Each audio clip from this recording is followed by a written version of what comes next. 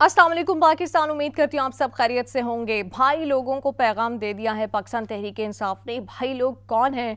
बहुत सारे लोग जानते होंगे, बहुत सारे लोग नहीं जानते होंगे। उनको बताऊंगी कि भाई लोग कौन हैं और पैगाम क्या दिया है। मौलाना फजलुर रहमान ने इमरान खान को भी एक पैगाम दिया है। क्या फासले सिमट रहे हैं, क्या रास्ते एक हो रहे हैं, इसके ऊपर बात करने जा रही हूँ। और अगर अब कोई सहाफ़ी या फिर कोई और नामालूम अफराद की जानिब से उठाया जाएगा, जिसको हम महकमा सयाहत, ज़राअत, महकमा टूरिज़म, नॉर्दर्न एरियाज़ की सैर, ये सारी जो टर्मिनोलॉजीज़ इस्तेमाल करते हैं, ये सारी ख़त्म करके सही नाम लेने का वक्त आ चुका है। और किसके ख़िलाफ़ कार्रवाई होगी अगर एक्शन नहीं लिया जाएगा, ये बड़ा अहम टर्निंग पॉइंट है। पाकिस्तान के जो अवाम है और पाकिस्तान की जो इस्टेब्लिशमेंट है उसमें फासले बढ़ते जा रहे हैं। इसके ऊपर बात करने जा रही हूँ। जिन लोगों ने चैनल अब तक सब्सक्राइब नहीं किया वो सब्सक्राइब कर सकते हैं और अपना फीडबैक आप कमेंट्स में दे सकते हैं। सबसे पहले बात हो जाए भाई लोगों की। पाकिस्तान तहरीक इंसाफ उनके लिए एक अच्छी खबर भी थी। आज इमरान खान की 190 मिलियन पाउंड में ज़मानत मंजूर हुई है। पीछे रह गया है इद्दत में निकाह केस, साइफर केस। और साइफर केस भी जिस तरह से उसके केस के मेरिट्स अब तक सामने आए हैं, उसमें कोई रीज़न समझ नहीं आती कि उनकी ज़मानत ना हो सके।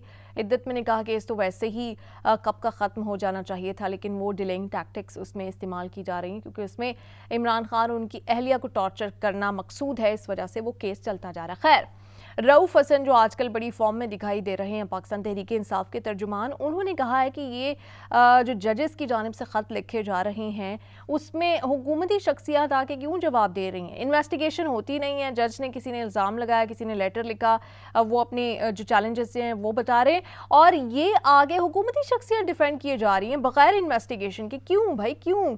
अच्छा, उन्होंने कहा कि ये जो बाबर सत्तार का ख़त है ना, बाकी सारे ख़त तो एक तरफ, लेकिन बाबर सत्तार ने लिखा है कि मुझे कहा गया ये ऑडियो वीडियो लीक्स केस का जो मामला है इससे पीछे हट जाएं। इसकी जो स्क्रूटनी आप कर रहे हैं, जो इन्वेस्टिगेशन कर रहे हैं, जो प्रोसीडिंग्स आप कर रहे हैं, उससे आप अलग हो जाएं। बाबर सत्तार एक बहुत प्रोफेशनल जज हैं, सब लोग उनकी रिस्पेक्ट करते हैं। उनके ऊपर बड़ी कोशिश भी की गई कि उनके ऊपर कोई इल्ज़ामात लगा दिए जाएं, फैसल वाडा जैसे लोगों को इस्तेमाल किया गया, लेकिन चूँकि वो इतने प्रोफेशनल हैं, उनका करियर इतना फेयर रहा है कि अब तक कोई जामे और कोई ऐसी बात सामने आ नहीं सकी कि हम बाबर सत्तार के ऊपर डाउट कर सकें। जो उनके ऊपर डाउट करवाना चाह रहे हैं, हमें तो उनके ऊपर खैर ज़्यादा डाउट्स है। खैर, बाबर सत्तार ने कहा कि ऑडियो वीडियो लीक्स के मामले से मुझे हटाने की कोशिश की जा रही, जिसके बाद आगे हुकूमती शख्सियात ने डिफेंड करना शुरू कर दिया। उन्होंने नाम लिया था खुफिया एजेंसी के लोगों का कि उसके हाई ऑफिशियल्स मुझे डरा धमका रही हैं, जो उन्होंने chief justice Islamabad high court को ख़त लिखा था। खैर, रऊफ़ हसन ये कहते हैं कि जो ऑडियो वीडियो लीक्स केस है ये भाई लोगों के लिए बड़ा अहम है।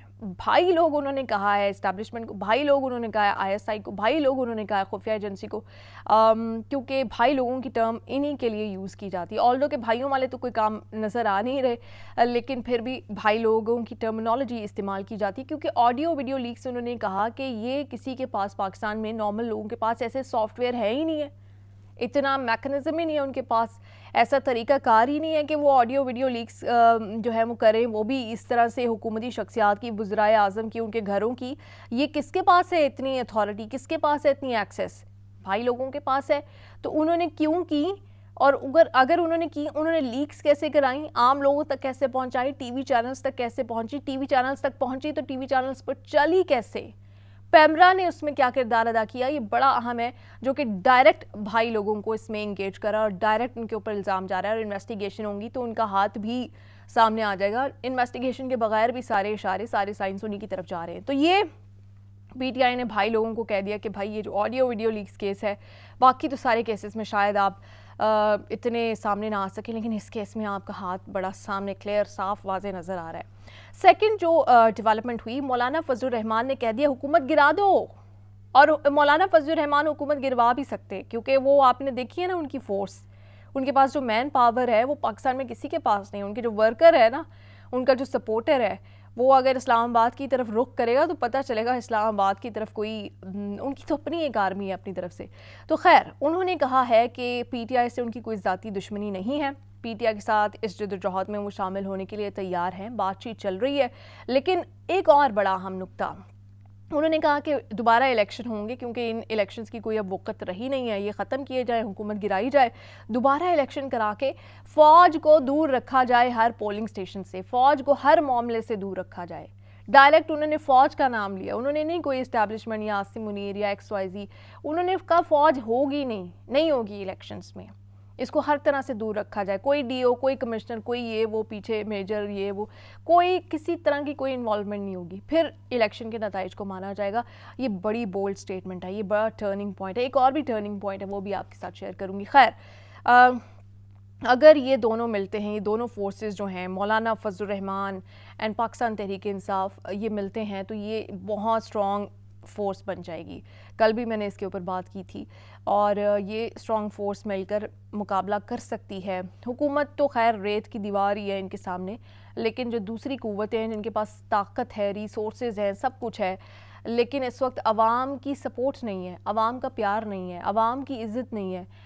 اس لیے نہیں ہے کیونکہ آپ نے ایسے کام کیے ہیں کہ جس کی وجہ سے عوام آپ سے پیچھے ہٹ رہے ہیں، عوام آپ سے مایوس ہیں، عوام افسردہ ہیں، عوام آپ سے ناراض ہیں۔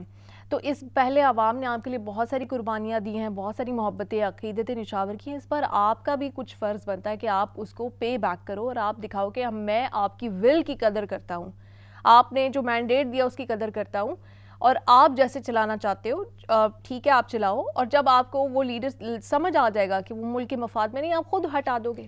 عوام کی طاقت پہ بھروسہ تو کر کے دیکھو۔ خیر، یہ اسٹیبلشمنٹ کو واضح پیغام ہے کہ اس وقت فاصلے بڑھتے جا رہے ہیں، اس وقت صرف سیاستدان نہیں، اس وقت عوام، اس وقت بیوروکریٹس، اس وقت ججز، ہر ادارے میں بیٹھے ایسے لوگ جو اس وقت کوئی پریشر نہیں لینا چاہتے، وہ صرف اور صرف اپنے ضمیر کے مطابق فیصلے کرنا چاہتے ہیں، وہ فیئر انداز میں آگے بڑھنا چاہتے ہیں، وہ سب اسٹیبلشمنٹ کے خلاف کھڑے ہو گئے ہیں۔ اس وقت جتنا اسٹیبلشمنٹ تنہائی کا شکار ہے، اس سے پہلے کبھی نہیں تھی۔